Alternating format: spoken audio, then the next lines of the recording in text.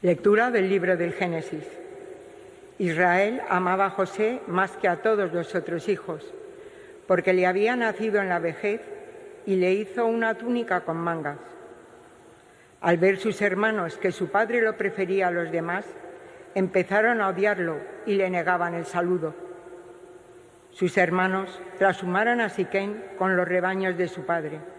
Israel dijo a José: «Tus hermanos deben de estar con los rebaños en Siquén. Ven, que te voy a mandar donde están ellos». José fue tras sus hermanos y los encontró en Dotán. Ellos lo vieron desde lejos y antes de que se acercara maquinaron su muerte. Se decían unos a otros: «Ahí viene el soñador, vamos a matarlo y a echarlo en un aljibe. Luego diremos que es una fiera lo ha devorado. Veremos en qué paran sus sueños». Oyó esto Rubén e intentando salvarlo de sus manos dijo: «No le quitemos la vida». Y añadió: «No derraméis sangre, echadlo en este aljibe, aquí, en la estepa, pero no pongáis las manos en él». Lo decía para librarlo de sus manos y devolverlo a su padre. Cuando llegó José al lugar donde estaban sus hermanos, lo sujetaron, le quitaron la túnica con mangas que llevaba puesta. Lo cogieron y lo echaron en un pozo. El pozo estaba vacío, sin agua. Luego se sentaron a comer y al levantar la vista vieron una caravana de ismaelitas que transportaban en camellos goma, bálsamo y resina de Galaad a Egipto. Judá propuso a sus hermanos: «¿Qué sacaremos con matar a nuestro hermano y con tapar su sangre? Vamos a venderlo a los ismaelitas y no pongamos nuestras manos en él, que al fin es hermano nuestro y carne nuestra». Los hermanos aceptaron. Al pasar, unos mercaderes madianitas tiraron de su hermano y sacando a José del pozo, lo vendieron a unos ismaelitas por 20 monedas de plata. Estos se llevaron a José a Egipto. Palabra de Dios. Te alabamos, Señor. Recordad las maravillas que hizo el Señor. Recordad las maravillas que hizo el Señor. Llamó al hambre sobre aquella tierra, cortando el sustento de pan. Por delante había enviado a un hombre, a José, vendido como esclavo. Recordad las maravillas que hizo el Señor. Le trabaron los pies con grillos, le metieron el cuello en la argolla, hasta que se cumplió su predicción y la palabra del Señor lo acreditó. Recordad las maravillas que hizo el Señor. El rey lo mandó desatar. El Señor de los pueblos le abrió la prisión. Lo nombró administrador de su casa, señor de todas sus posesiones. Recordad las maravillas que hizo el Señor. Gloria y alabanza a ti, Cristo. Tanto amó Dios al mundo que entregó a su unigénito. Todo el que cree en él tiene vida eterna. Gloria y alabanza a ti, Cristo.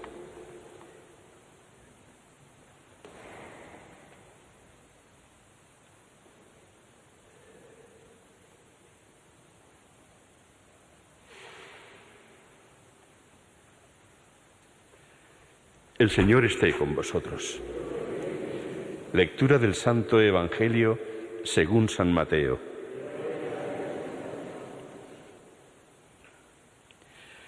En aquel tiempo dijo Jesús a los sumos sacerdotes y a los ancianos del pueblo: «Escuchad otra parábola. Había un propietario que plantó una viña, la rodeó con una cerca, cavó en ella un lagar, construyó una torre, la arrendó a unos labradores y se marchó lejos. Llegado el tiempo de los frutos, envió sus criados a los labradores para percibir los frutos que le correspondían. Pero los labradores, agarrando a los criados, apalearon a uno, mataron a otro y a otro lo apedrearon. Envió de nuevo otros criados, más que la primera vez, e hicieron con ellos lo mismo. Por último, les envió a su hijo, diciéndose: tendrán respeto a mi hijo. Pero los labradores, al ver al hijo, se dijeron: este es el heredero, venid, lo matamos y nos quedamos con su herencia. Y agarrándolo, lo sacaron fuera de la viña y lo mataron. Cuando vuelva el dueño de la viña, ¿qué hará con aquellos labradores? Le contestan: hará morir de mala muerte a esos malvados y arrendará la viña a otros labradores que le entreguen los frutos a su tiempo. Y Jesús les dice: ¿no habéis leído nunca en la Escritura: la piedra que desecharon los arquitectos es ahora la piedra angular? Es el Señor quien lo ha hecho, ha sido un milagro patente. Por eso os digo que se os quitará a vosotros el reino de Dios y se dará a un pueblo que produzca sus frutos. Los sumos sacerdotes y los fariseos, al oír sus parábolas, comprendieron que hablaba de ellos, y aunque intentaban echarle mano, temieron a la gente que lo tenía por profeta. Palabra del Señor.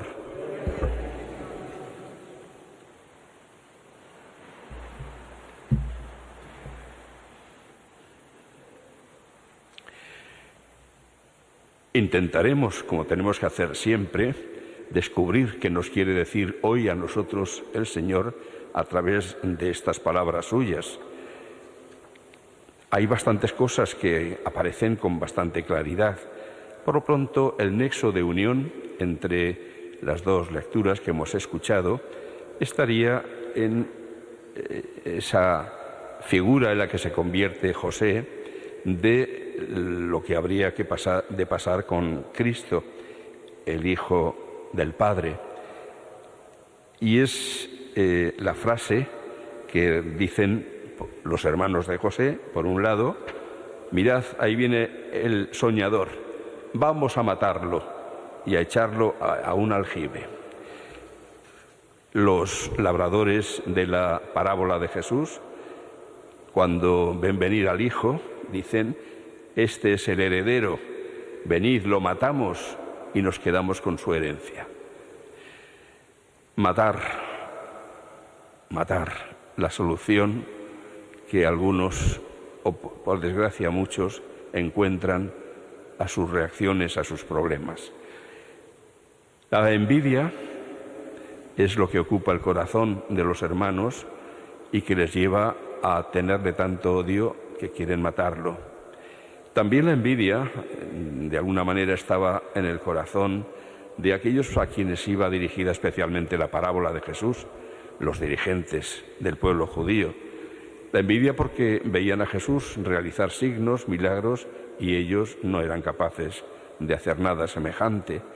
Envidia por el éxito que tenía Jesús en sus predicaciones, mientras que a ellos no se les hacía caso. Y esa envidia corroe el corazón y les lleva también a buscar la muerte como solución a sus problemas. No es la envidia, evidentemente, lo único que provoca esa ansia asesina en el corazón humano. Es también la avaricia, es también la ira, la soberbia, el orgullo, el querer triunfar por encima de los otros, quitarse adversarios, etc. Es la solución que no es solución, que simplemente es una injusticia más que se comete en nuestro mundo.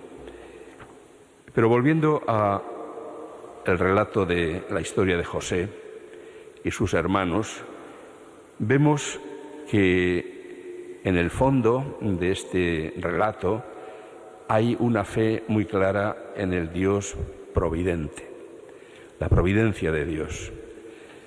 Aparece con toda claridad lo que con su gracejo habitual decía Santa Teresa de Jesús, aquello de que Dios escribe derecho incluso con líneas torcidas. Las líneas torcidas las realizamos los hombres con nuestros defectos, nuestros pecados incluso, pero Dios sabe sacar provecho de ello.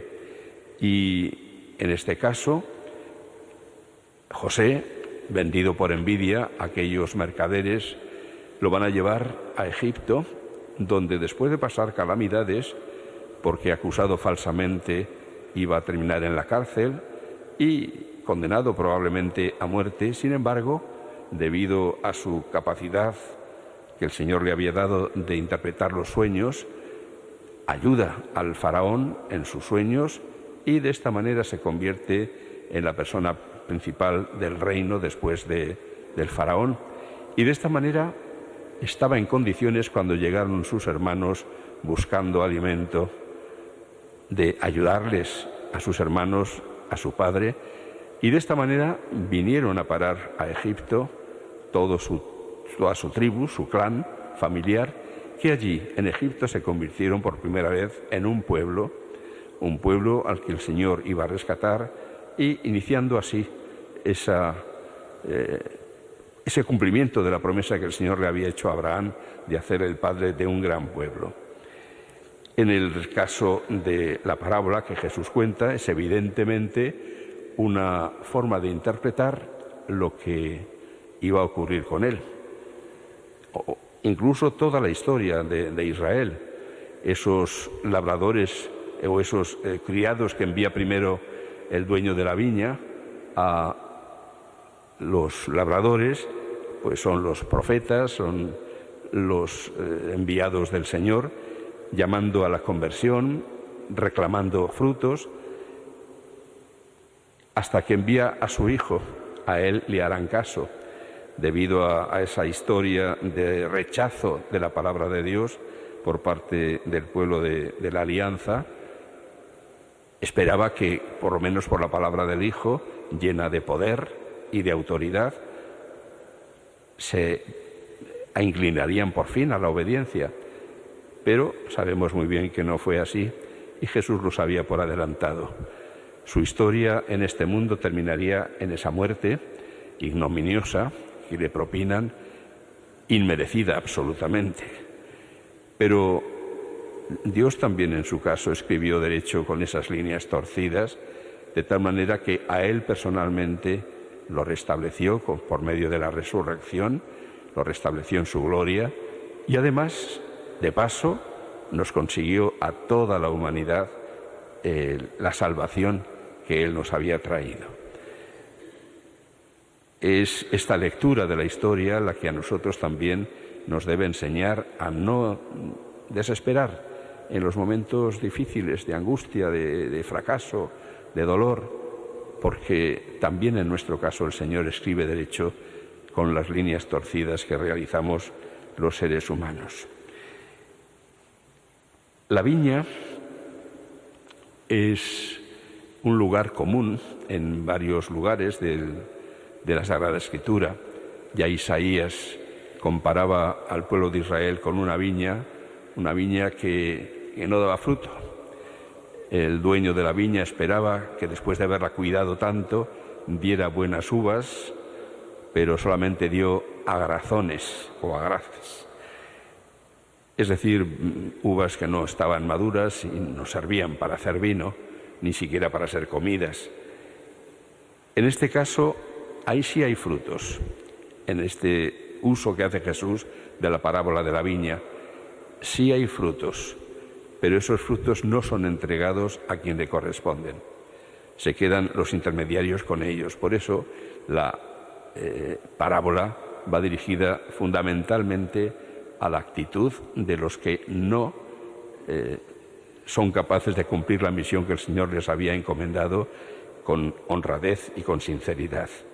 Pero de paso también está el problema del dar frutos. El Señor espera de nosotros que no retengamos los frutos de todo lo que Él nos ha dado. Hay, además de con la viña, también Jesús habla de este tema, por ejemplo, con la parábola de los talentos que tienen que dar fruto, los talentos que nos da el Señor. Y en esta Cuaresma, evidentemente, el Señor espera unos frutos. Y no solo en la Cuaresma, sino unos frutos que sean permanentes, que sigan durando. Y así lo que Él quiere y espera de nosotros es que Cuaresma a Cuaresma en nuestra vida vayamos dando pasos hacia la santidad.